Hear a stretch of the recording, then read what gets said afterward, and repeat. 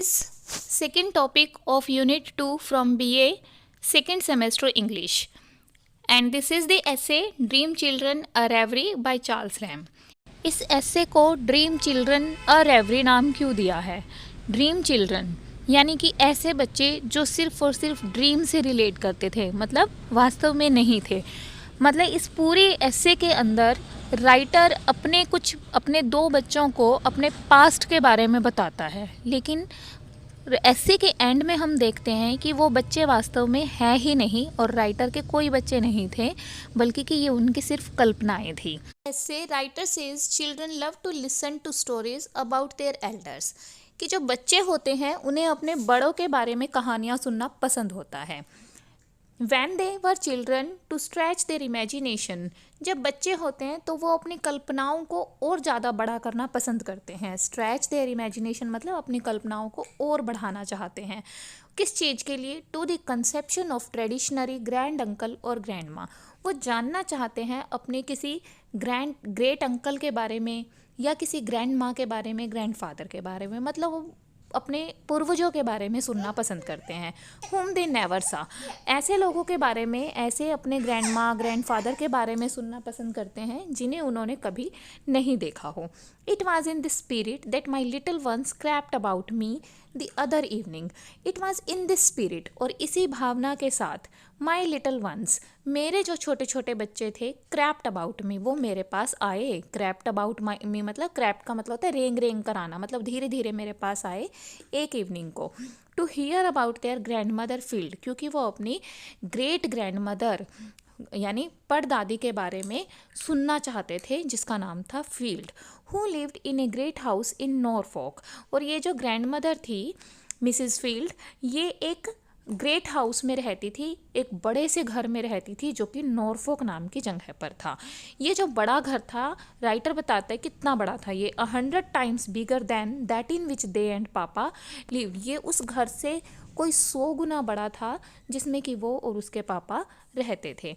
Which had been the scene, so at least it was generally believed, which had been the scene in tragic incidents which they had lately become familiar. मतलब writer कहता है इस बड़े से घर के अंदर कुछ ऐसे सीन देखे जा सकते थे जो कि ट्रेजिक इंसिडेंट्स को शो करते थे, मतलब कुछ दुखद घटनाओं को शो करते थे। अब कैसे देखे जा सकते थे ये सीन? ये सीन यहाँ पर एक चिमनी पीस के ऊपर जो लकड़ी की ढांचा लगा हुआ था, वहाँ पर कुरेदे गए थे, मतलब बनाए गए थे। तो मतलब यहाँ की जो तस्वीरें थी इस घर के अंदर, वो ऐसे ट्रेजिक इंसिडेंट्स को दिखाती थी जिनके बारे में बच्चों को आमतौर पर चिल्ड्रन इन दी वुड नाम की एक पोयम से पता चलता है बाद में। ठीक है, चिल्ड्रन इन दी वुड नाम की ये जो पोयम है, इसमें क्या था? The whole story of the children and their cruel uncle. इसके अंदर कुछ बच्चे थे और उनके एक क्रूअल अंकल था, उनका एक क्रूर अंकल था, उसकी कहानी थी इस चिल्ड्रन इन दी वुड नाम की पोयम में। और अंकल ने क्या किया, इन जो बच्चों के फादर थे उनकी डेथ हो जाती है, फादर मदर की। तो जो क्रूअल अंकल है वो सोचता है कि इनको भी मार दिया जाए ताकि पूरी प्रॉपर्टी उसके नाम हो जाए। तो वो क्या करता है, कुछ किलर्स को हायर करता है इन बच्चों को मारने के लिए, लेकिन वो भी उनको नहीं मारते और जंगलों में छोड़ आते हैं।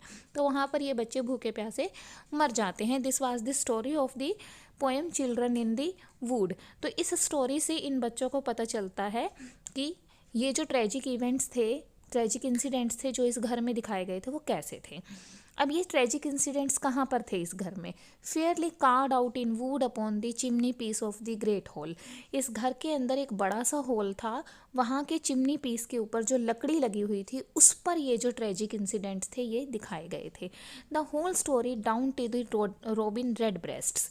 और ये जो पूरी स्टोरी थी, ये रोबिन रेड ब्रेस्ट्स जो थे, पक्षी का नाम है, जिनकी लकड़ी की मूर्ति वहाँ लगी हुई थी, ये रोबिन रेड ब्रेस्ट्स जो थे ये पूरी स्टोरी को यहाँ पर वर्णित करते हुए प्रतीत होते थे। लेकिन क्या हुआ बाद में? Till A foolish rich person pulled it down. बाद में एक अमीर व्यक्ति ने इस रोबिन रेड ब्रेस्ट को यहाँ से हटाकर एक मार्बल की जो हम कहेंगे मॉडर्न सी इन्वेंशन थी, मार्बल की जो पत्थर की मूर्ति थी उसको वहाँ पर इसकी जगह पर लगा दिया, with no story upon it, जिसके ऊपर कोई कहानी नहीं कुरेदी गई थी। Here Alice put it one of her dear mother's look. अब बच्चों को लगता है कि पहले रॉबिन की जो मूर्ति थी वो वहाँ पर कितनी अच्छी थी, उस मूर्ख व्यक्ति ने वहाँ से ये मूर्ति क्यों हटा दी। इस पर जो छोटी सी एलिस है, राइटर की छोटी सी बेटी है, वो क्या करती है, अपनी मदर के जैसे लुक्स बनाती है अपने फेस पर। मतलब अपनी मदर वाले जो गुस्से के लुक्स हैं, हैरानी के लुक्स हैं, वो देती हैं वो। टू टेंडर, लेकिन उसके लुक्स इतने कोमल, इतने प्यारे हैं कि टू बी कॉल्ड अपब्रीडिंग, उसको कोई भी डांट इसके लिए नहीं लगाई जा सकती थी। Then I went on to say, writer कहता है कि फिर मैं आगे बोलता गया। देखो यहाँ पर एलिस के जो हाव भाव हैं उनको कितने अच्छे से, कितने सजीव ढंग से राइटर ने वर्णित किया है। ठीक है, और बच्चों की मासूमियत को भी यहाँ देखा जा सकता है कि वो कितने मासूम हैं कि मूर्ति को हटाए जाने के बाद पर वो बहुत ही उदास सी हो जाती है। ठीक है, फिर राइटर कहते हैं देन आई वेंट टू से, फिर मैं और आगे बोलता गया, how religious and how good their great grandmother Field was, कि उनकी ग्रेट ग्रैंड मदर फील्ड कितनी धार्मिक थी और कितनी अच्छी थी। हाउ बिलव्ड, कितनी प्यारी थी वो, एंड रिस्पेक्टेड बाय एवरीबडी, हर कोई उसकी बहुत रिस्पेक्ट करता था। Though she was not indeed the mistress of his great house, लेकिन वो इस बड़े से घर की मालकिन नहीं थी, मिस्ट्रेस नहीं थी, but had only the charge of it, लेकिन इसका जो चार्ज था वो उसको सौंपा गया था, मतलब इसकी देखभाल करने का जो चार्ज था। Yet and in some respect she might be said to be the mistress of it too, लेकिन उसे इस घर की मालकिन भी कहा जाता था। Committed to her own her by the owner, क्योंकि ये घर उसे उसके ओनर ने सौंपा था। Who preferred living in a newer and more fashionable mansion, ये घर अब ओनर ने उसकी ग्रैंड मदर को क्यों दे दिया था, क्योंकि जो ओनर था प्रेफर करता था, मतलब रहना पसंद करता था इस घर की बजाय एक फैशनेबल मैंशन में, एक फैशनेबल बंगले में, which he had purchased somewhere in the adjoining county, जो उसने आसपास में ही किसी काउंटी में, काउंटी यानी कि किसी लोकेलिटी में आसपास में ही खरीदा था। But still she lived in it in a manner, लेकिन जो ग्रैंड मदर थी वो इसमें इस ढंग से रहती थी जैसे ये उसका अपना घर हो, and kept up the dignity of the great house in A short while she lived, और उसने इस घर की डिग्निटी यानी कि शान को तब तक बनाए रखा जब तक कि वो इस घर में रहती रही। विच आफ्टरवार्ड केम टू डीके, और उसकी मृत्यु के बाद ये जो घर था, आफ्टरवार्ड मतलब इसके बाद, यानी ग्रैंड मदर की मृत्यु के बाद ये जो घर था ये डिके होना यानी कि नष्ट होना शुरू हो गया। And was nearly pull down, और धीरे धीरे इसको ये नीचे गिरा दिया गया। And all its old ornaments stripped, old ornaments मतलब जो पुराने आभूषण थे, अब घर के आभूषण क्या है, घर की जो सजावट का सामान है, उन्हें धीरे धीरे स्ट्रिप्ड यानी कि हटा दिया गया वहाँ से। And carried away to the owner's other house, और ओनर के दूसरे घर पर यानी कि जो नया मेंशन था उसका वहाँ पर ले जाया गया। वेयर दे वर सेटअप, और यहाँ उन्हें रख लिया गया। And looked as awkward as if someone were to carry away the old tombs they had lately seen at the abbey, और ये जो पुराना सजावट का सामान था ये उस नए घर में इतना ऑकर्ड यानी कि इतना अजीब लगता था जैसे कि कोई किसी एबी से यानी कि किसी शमशान से ओल्ड टॉम्स को, मकबरों को ले गया हो और उनको घर में रख लिया हो।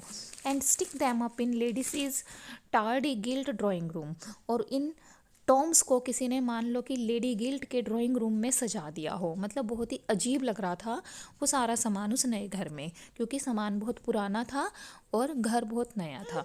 जॉन जो कि राइटर का छोटा सा बेटा है स्माइल करता है। John smiled as much to say, ऐसा लगता है कि वो कह रहा है that would be foolish indeed, ये तो बड़ा बेवकूफ़ी वाला काम था। दैट मीन्स जो पुरानी सजावट के सामान था पुराने घर का, उसको नए घर में रखना बहुत ही बड़ी बेवकूफ़ी थी, ऐसा जॉन की स्माइल से कहते हुए वो लग रहा है। And then I told how when she came to die her funeral यानी अंतिम संस्कार was attended by a concourse यानी भीड़ of all the poor and some of the gentry यानी अमीर वर्ग। फिर मैं उन्हें बताता हूँ, मतलब राइटर उन्हें बताता है कि जब वो मर गई तो उसके अंतिम संस्कार पर बहुत से गरीब लोगों की जो भीड़ थी, मतलब जितने भी गरीब लोग थे उसको जानने वाले वो सभी, and some of the gentry, और कुछ अमीर लोग भी पड़ोस के फॉर मैनी माइल्स अराउंड, मीलों दूर से वहाँ पर आए उसके अंतिम संस्कार को अटेंड करने के लिए। To show their respect for her memory, क्योंकि वो उसकी याद में उसके प्रति अपना सम्मान दिखाना चाहते थे। Because she said she had been such a good and religious woman. ये इतने सारे लोग क्यों आए? क्योंकि वो एक बहुत ही अच्छी और धार्मिक महिला थी। So good indeed that she knew all the psaltery. Psaltery यानी कि जो रिलीजियस ग्रंथ थे, बाय हार्ट। उसे सारे जो रिलीजियस ग्रंथ थे बहुत सारे, वो दिल से याद थे। And a great part of testaments beside. Testament होता है बाइबल का एक पार्ट। बाइबल एक धार्मिक ग्रंथ है ईसाइयों का, और उसका एक पार्ट है टेस्टामेंट। तो टेस्टामेंट का एक भाग भी इस ग्रैंड मदर को अच्छे से याद था। Here little Alice spread her hands. इस पर जो लिटिल एलिस है वो अपने हाथ फैलाती है। क्या है? फिर मैंने उन बच्चों को बताया, देन आई टोल्ड, फिर मैंने बताया कि व्हाट अ टॉल अपराइट, कि वो कितनी लंबी थी और उसका बॉडी पोस्चर कितना स्ट्रेट था। एंड ग्रेसफुल पर्सन, और वो कितनी ग्रेसफुल पर्सन थी, मतलब बहुत ही स्मार्ट दिखती थी वो। And how in her youth she was esteem the best dancer, और कैसे वो अपनी युवावस्था में यूथ टाइम पर बेस्ट डांसर मानी जाती थी। एस्टीम्ड यानी मानी जाती थी। Here Alice right foot played an involuntary movement. Involuntary यानी अनैच्छिक, जो अपने आप से ही हो जाए बिना सोचे समझे। तो यहाँ पर जो छोटी एलिस है, ये सुनकर कि उसकी ग्रैंड मदर कैसी बेस्ट डांसर मानी जाती थी, तो उसका जो राइट पैर था वो अपने आप ही मूवमेंट करने लग जाता है। Till upon my looking grave, लेकिन जैसे ही वो मुझे यानी कि राइटर को ग्रेव देखती है, मतलब सीरियस देखती है, इट डेजिस्टेड, उसका पैर रुक जाता है। The best dancer I was saying, और राइटर कहता है कि मैं कह रहा था कि वो बेस्ट डांसर थी इन द काउंटी, अपनी उस काउंटी में। काउंटी क्या है? देहात, एक लोकेलिटी है। टिल अ क्रूअल डिसीज, फिर एक क्रूअल बीमारी आई, ठीक है, एक बहुत भयानक बीमारी आई, कोल्ड कैंसर, जिसे कैंसर कहा जाता था। कहाँ आई? उस दादी के पास आई।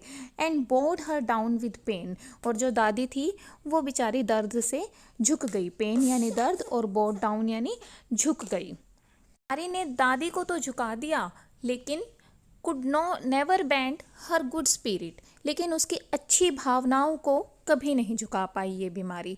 और मेक देम स्टूप, या फिर उन्हें झुका नहीं पाई। बैंड का मतलब भी झुकाना है और स्टूप का मतलब भी।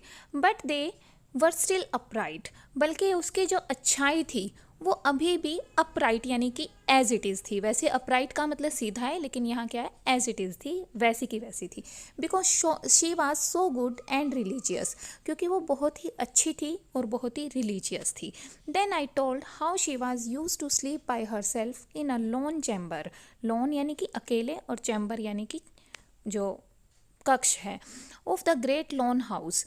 फिर मैंने बच्चों को बताया कि किस तरह से वो इस बड़े से अकेले घर के एक अकेले चैम्बर में यानी कि रूम में अकेली सोती थी।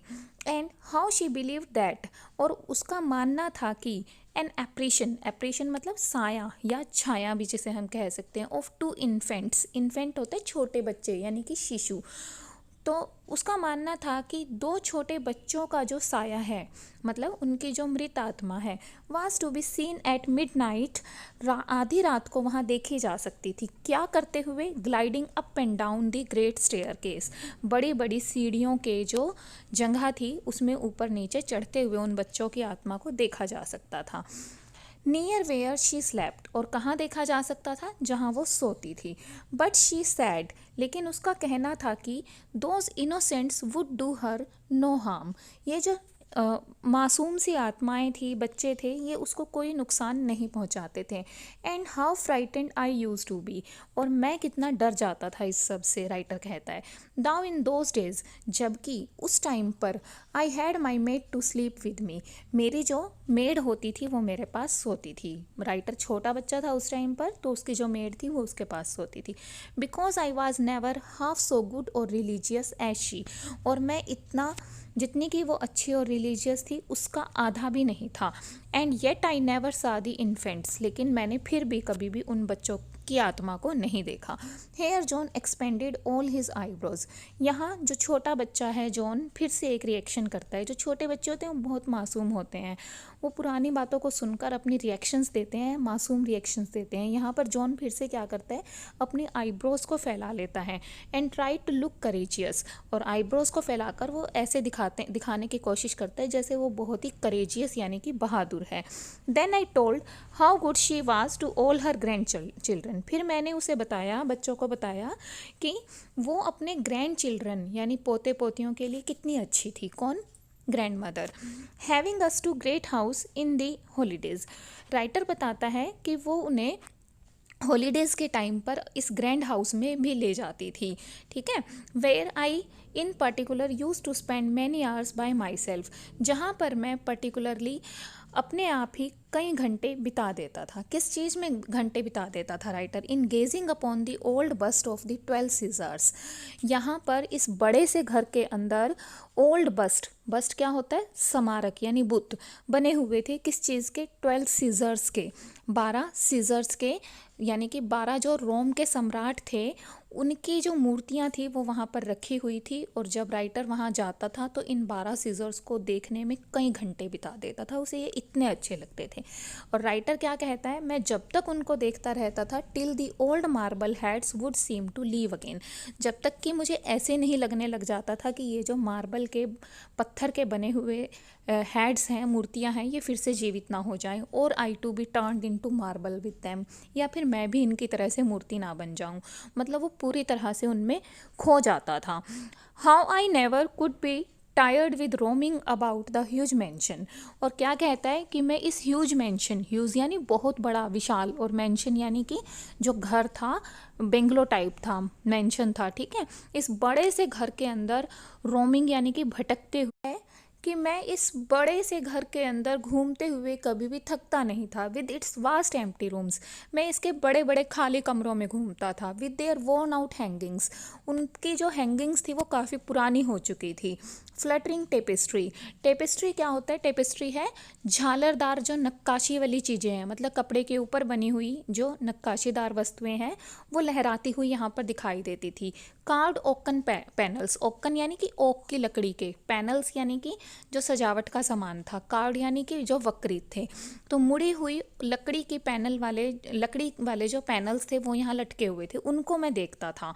With the gilding almost rubbed out, और ये जो पैनल्स थे, टेपिस्ट्रीज थी, इनकी जो गिल्डिंग यानी कि जो चमक थी वो ऑलमोस्ट रब्ड आउट, ख़त्म हो चुकी थी समय के साथ साथ।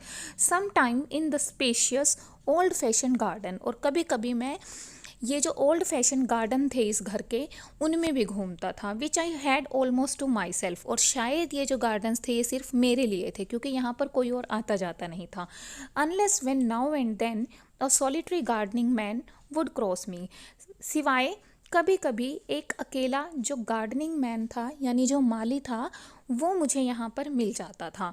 And how the nectarines and peaches hung upon the walls, और मैं देखता था कि किस तरह से यहाँ दीवार के ऊपर नेक्ट्राइन्स और पीचेस, पीचेस क्या है? आड़ू, और नेक्ट्राइन एक फ्रूट का नाम है, ये टंगे होते थे। Without my ever offering to pluck them, लेकिन मैं कभी भी उन्हें तोड़ता नहीं था। Because they were forbidden fruits, क्योंकि उन्हें तोड़ने की मनाही थी। अनलेस नाउ एंड देन, सिवाय कभी कभी के, अनलेस नाउ एंड देन, सिवाय कभी कभी के। And because I had more pleasure in strolling about among the old मेलनकली looking you trees, and because I had more pleasure, और मैं इन्हें इसलिए भी नहीं तोड़ता था क्योंकि मुझे ज़्यादा प्लेजर, ज़्यादा खुशी मिलती थी। किस चीज़ में? स्ट्रोलिंग अबाउट, स्ट्रोलिंग अबाउट मतलब घूमने में। कहाँ घूमने में? अमंग द ओल्ड मेलनकली, पुराने, मेलनकली यानी उदास लुकिंग, उदास दिखने वाले, यू ट्रीज़ के अंदर, एंड फर्स, और जो देवदार के वृक्ष थे उनके बीच में घूमने में मुझे ज़्यादा खुशी मिलती थी, इसीलिए भी मैं इन फलों को नहीं तोड़ता था। And picking up the red berries, और मैं क्या उठाता था? पिकिंग अप मतलब जैसे नीचे गिरी हुई है उनको उठाना। Red berries and the fir apples, ठीक है, which were good for nothing, जिनका कोई यूज़ नहीं होता था। टू लुक एट, सिवाय देखने में अच्छे लगने के। और in lying about upon the fresh grass, या मैं वहाँ की जो फ्रेश ग्रास थी उसके ऊपर लेट जाता था जिसमें मुझे काफ़ी प्लेजर मिलता था। With all the fine garden smell around me, और गार्डन की जो अच्छी अच्छी सी स्मेल्स यानी सुगंध होती थी वो मेरे चारों तरफ बिखरी होती थी। और basking in the orangery till I could almost fancy myself ripening too. Orangery किस चीज़ को कहा है यहाँ? ऑरेंज ही होता है एक ऐसा गार्डन जिसके अंदर ऑरेंज ही ऑरेंज हैं, मतलब सिट्रस फ्रूट्स है जहाँ पर। तो जो संतरों की वाटिका या बाग थे उनमें उसको लेटना पसंद था। पहले क्या कहता है कि fresh grass with all fine garden, मतलब मुझे उस ताज़ी घास पर लेटना पसंद था जो उस गार्डन में थी। और इसी तरह से उसे ऑरेंज के जो गार्डन्स थे उनमें भी आराम करना पसंद था। और वो उन ऑरेंज के गार्डन में कब तक आराम करता था? Till I could almost fancy myself ripening, जब तक मुझे ऐसे फील नहीं होने लग जाता था कि मैं भी ऑरेंजेस के साथ पक रहा हूँ। दैट मीन्स वो बहुत अच्छी धूप सेकता था वहाँ पर, मतलब बहुत घंटों घंटों तक वो वहाँ लेटा रहता था। Along with the oranges and the Lyme's in that grateful warmth, वो तब तक लेटा रहता था जब तक उसे लगता था कि इस वार्मथ में, इस गर्मी के अंदर ऑरेंज और लाइम्स यानी मौसमी के साथ साथ वो भी पक रहा है, सिक रहा है। And in watching the days, वो वहाँ पर डेज यानी कि छोटी छोटी मछलियों को देखता था। ये जो छोटी मछलियाँ थी कहाँ थी? Darted to and fro, to and fro मतलब आगे पीछे, डार्टेड यानी घूमती थी। इन दी फिश पॉन्ड, मछली वाले तालाब में। वहाँ पर एक मछलियों वाला तालाब था जो कि गार्डन के बॉटम में था, मतलब गार्डन के निचले हिस्से में था।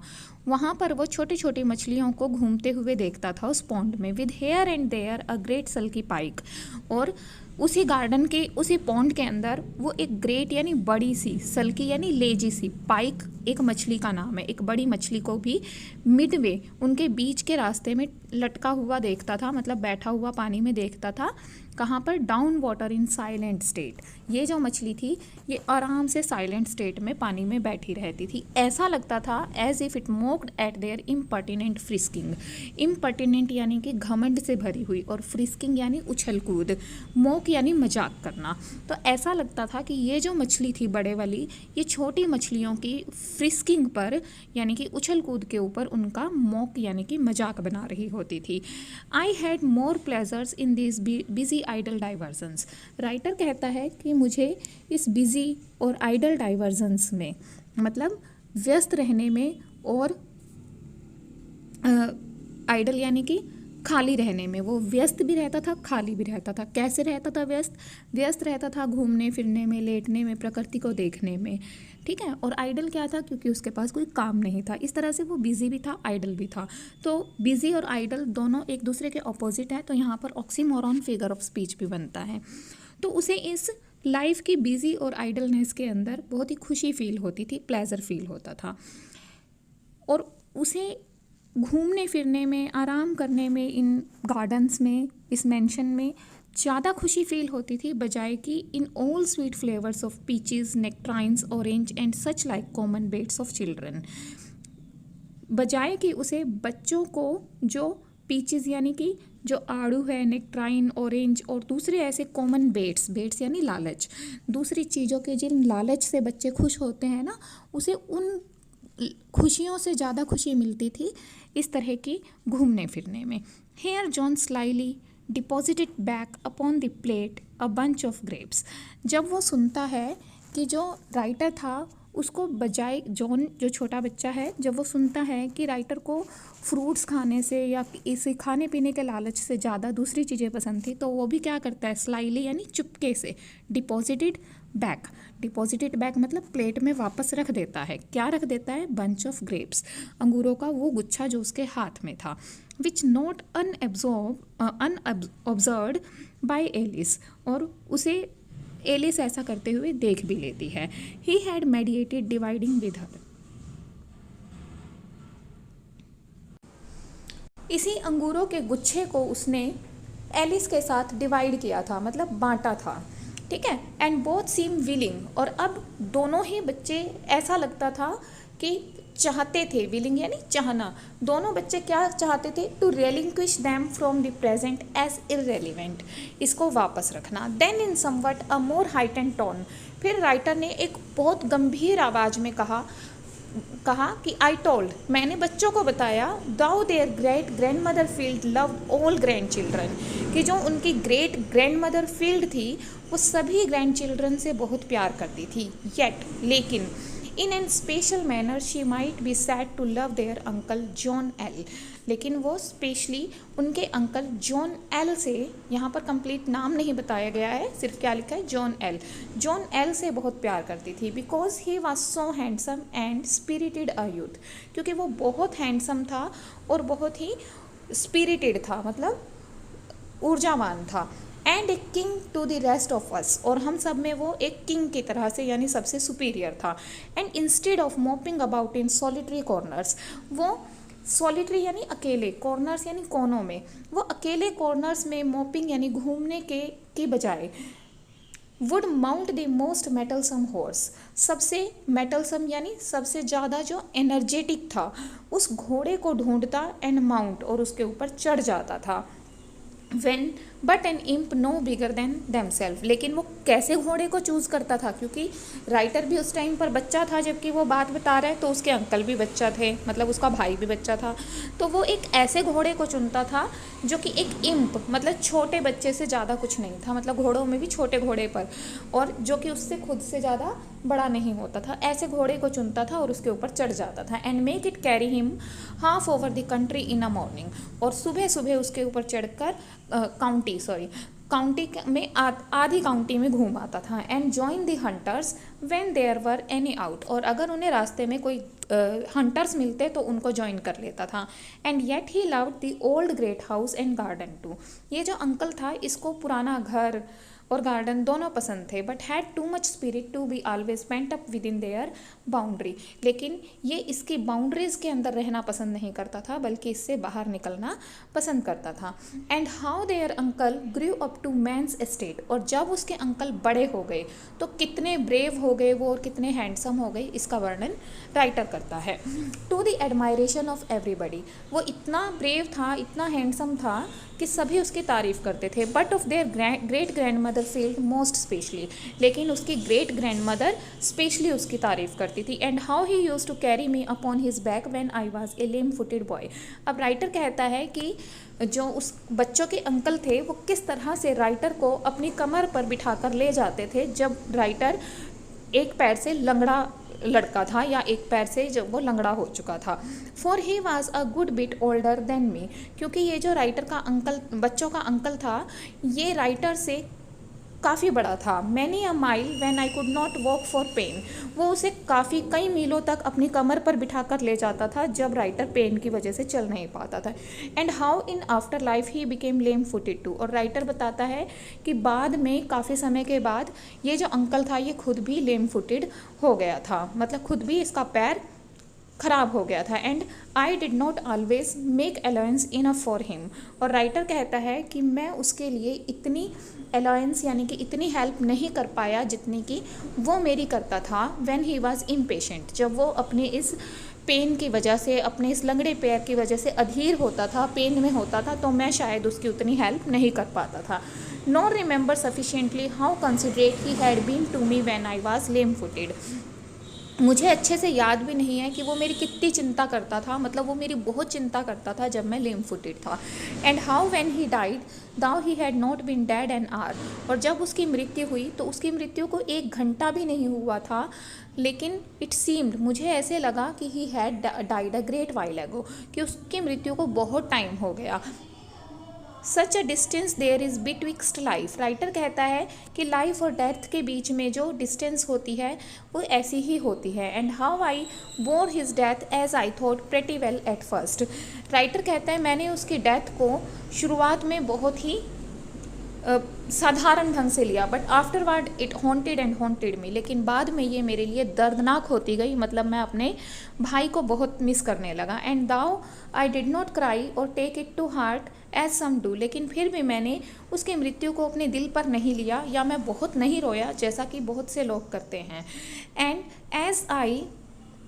As I think he would have done if I had died, और शायद अगर मेरी मृत्यु हो गई होती तो वो भी ऐसा ही करता जैसा कि मैंने किया। Yet I missed him all day long, मैंने उसे पूरा दिन मिस किया। And knew not till then how much I had loved him, और मैं नहीं जानता कि मैं उससे अब तक कितना प्यार करता था। आई मिस्ड हिज काइंडनेस, मुझे उसकी दयालुता, उसकी क्रॉसनेस, ये सारी चीज़ें याद आ रही थी। And wished him to be alive again, और मैं विश करता था कि काश वो दोबारा से जीवित हो जाए। टू बी क्वर्लिंग विद हिम, ताकि मैं उससे लड़ाई झगड़ा कर सकूं। फॉर वी क्वर्ल्ड सम टाइम, क्योंकि कभी कभार हम लड़ाई भी कर लेते थे जैसे कि बच्चे आपस में करते हैं। Rather than not have him again, लेकिन मैं उसे दोबारा नहीं प्राप्त कर सका। And was as uneasy without him as he था, as their poor uncle must have been when the doctor took off his limb, शायद जब डॉक्टर ने उनके अंकल का पैर काटा होगा तो अंकल जिस टाइम पर बेचैन फील कर रहे होंगे उस टाइम पर उतना ही बेचैन राइटर अपने भाई के बिना फील कर रहा था। Here the children fell a crying, ये सुनकर बच्चे रोने लगे। एंड आस्क, और बोले, if their little mourning which they had on was not for uncle John, क्या उनकी जो लिटिल माउनिंग थी वो किस लिए रो रहे थे? अपने अंकल जॉन के लिए रो रहे थे। एंड दे लुक्ड अप, अब उन्होंने ऊपर देखा राइटर की ओर। And prayed me not to go on about their uncle, और कहा कि मुझे हमें अंकल के बारे में मत बताओ, but to tell them stories about their pretty dead mother, बल्कि कि उनकी ग्रेट ग्रैंड मदर के बारे में वो सुनना चाहते थे। Then I told them how for 7 long years in hope some time in despair, फिर मैंने उन्हें बताया कि किस तरह से 7 सालों तक कभी कभी होपफुल होकर, कभी कभी मतलब आशावादी होकर, और कभी कभी निराशा से, येट परसिस्टिंग एवर, लेकिन हमेशा ही। I courted the fair Alice, मैंने फेयर एलिस को, फेयर एलिस कौन है? जो बच्चों की मदर थी, ठीक है। I courted the fair Alice, मैंने फेयर एलिस को मनाने की कोशिश की। And as much as children could understand, और मैं बच्चों को उतना समझा पाया जितना कि वो समझ सकते थे। मतलब मैंने पूरी कोशिश की उनको समझाने की। यहाँ एलिस कौन है? एक एलिस राइटर की बेटी है, और जो राइटर की वाइफ थी उसका नाम भी एलिस ही यहाँ पर बताया गया है। I explain to them what coyness, मैंने बच्चों को बताया कि जो कॉयनेस यानी शर्मीलापन, डिफ़िकल्टी एंड डिनायल और इनकार, ये सब क्या होता है मेडन्स में यानी कि गर्ल्स में। When suddenly turning to Alice, फिर अचानक से मैं एलिस की तरफ मुड़ा तो मैंने देखा the soul of first Alice. First Alice कौन है? राइटर की वाइफ। तो मैंने देखा कि soul of first Alice, Alice की जो सोल थी, looked out at her eyes, वो छोटी एलिस की मतलब राइटर की बेटी की आंखों में दिखाई दे रही थी। विद सच रियलिटी ऑफ रिप्रेजेंटमेंट, और ऐसा लग रहा था कि जो एलिस थी, राइटर की जो वाइफ थी, वो फिर से अपने आप को यहाँ प्रेजेंट कर रही है। And I became in doubt which of them stood there before me, और मैं डाउट में आ गया कि मेरे सामने कौन सी एलिस खड़ी है। कहता है कि मैं सोच रहा था whose that bright hair was, कि जो ब्राइट हेयर दिख रहे थे, चमकीले बाल दिख रहे थे, वो किसके थे? लिटिल एलिस के या पुरानी एलिस के? While I stood gazing, gazing यानी टकटकी लगाकर देखना, घूरना। जब मैं ये सब टकटकी लगाकर खड़ा देख रहा था, both the children grew fainter to my view, fainter यानी धीरे धीरे धीरे धीरे डल हो जाना, फीके पड़ जाना। तो जो बच्चे थे उनका जो चेहरा था वो धीरे धीरे मेरी आंखों से ओझल होने लगा, फेड होने लगा, रिसीडिंग ख़त्म होने लगा, and still receding at nothing, और फाइनली जो बच्चे थे वो उसको दिखना बंद हो गए। At last but 2 mournful features were seen in the uttermost distance, अब अंत में बच्चे तो दिखना बंद हो गए, सिर्फ 2 माउंटफुल फीचर, शौक से ग्रस्त जो आकृतियाँ थी वो बहुत दूर वो अपने विचारों में देख सकता था। Which without speech strangely impressed upon me the effect of speech, जिन्होंने बिना बोले ही, अभी तक हम कहानी में पढ़ते आए ऐसे में कि जो राइटर है वो बच्चों को कहानी सुना रहा है और बच्चे रिएक्ट कर रहे हैं, कभी बाहें फैला रहे हैं, कभी बोहे चढ़ा रहे हैं, लेकिन रियल में ऐसा कुछ था ही नहीं। ये सारी की सारी राइटर की सिर्फ और सिर्फ इमेजिनेशन थी। अब राइटर कहता है इन बच्चों ने यानी इस इमेजिनेटिव बच्चों ने बिना बोले बहुत ही स्ट्रेंज ढंग से स्पीच के अफेक्ट को मेरे ऊपर प्रभावित किया। We are not of Alice nor of thee, और बच्चे क्या कहते हैं बिना बोले ही, मतलब राइटर अपने मन ही मन में सोच रहा है कि ये बच्चे कौन थे। वो कहता है we are not of Alice, ना हम एलिस के बच्चे हैं नॉट ऑफ दी यानी योर, और ना ही तुम्हारे, नोर वी चिल्ड्रन एट ऑल, हम तो वास्तव में कोई बच्चे हैं ही नहीं, मतलब वो जिन्हें वो कहानी सुना रहा था वो वास्तव में बच्चे थे ही नहीं, वो सिर्फ उसकी कल्पना थी। ठीक है, the children of Alice called Bartram father, और क्या कहता है, एलिस के बच्चे तो बर्ट्रैम को फादर कहते होंगे, मतलब ये जो एलिस थी इससे इसकी शादी नहीं हुई थी और ये सिर्फ इमेजिन कर रहा था, वास्तव में एलिस की मैरिज बर्ट्रैम से हुई थी। और ये क्या है, रियल लाइफ से इंस्पायर है। इसकी जो बिलाउड थी जिसका नाम एन था, उसने बर्ट्रैम नाम के व्यक्ति से शादी की थी, और यहीं पर उसी का एक डिस्क्रिप्शन इसने दिया है। आगे क्या कहता है, the children we are nothing less than nothing, हम कुछ नहीं हैं, कुछ से भी कम हैं हम, मतलब हम बिल्कुल भी कुछ भी नहीं है, एंड ड्रीम्स, और सिर्फ कल्पनाएं यानी कि सपने हैं। We are only that might have been, हम वो हैं जो हो सकते थे, मतलब हो सकता था कि हम तुम्हारे और एलिस के बच्चे हो सकते थे, बट नहीं हैं, and must wait upon the tedious shores of Lethe millions of ages before we have existence, लेकिन अब अगर ऐसा होना है तो मिलियंस ऑफ एजेस, मतलब बहुत समय के बाद हमारा कोई अस्तित्व हो सकता है, जब हम लीथे नदी से, मतलब ये जो यादें हैं इसको जब तुम इस जीवन में यहीं छोड़ जाओगे और अगले जन्म लोगे तो हो सकता है कि ऐसा हो जाए। And a name immediately awaking, और अचानक से राइटर जागता है अपनी इन कल्पनाओं से। I found my self quietly seated in my bachelor arm chair, और जब वो जागता है तो क्या पाता है, अपने आप को एक बैचलर आर्म चेयर में पाता है। बैचलर आर्म चेयर का मतलब क्या है, यहाँ पर बैचलर होता है जिसकी शादी नहीं हुई है, आर्म चेयर मतलब वो चेयर जिस पे वो बैठता था।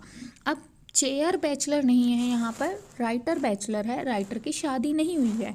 अभी तक हमने क्या रीड किया, एलिस नाम की उसकी वाइफ थी, उसके 2 बच्चे थे, लेकिन ये सारी की सारी क्या थी, सिर्फ उसकी इमेजिनेशन थी। लेकिन जो ग्रैंड मदर के बारे में वो बता रहा है वो रियल था। उसने इस इमेजिनेटिव बच्चों के माध्यम से अपना जो पास्ट था, अपनी ग्रैंड मदर का, अपनी की जो कहानी थी वो यहाँ पर वर्णित की है।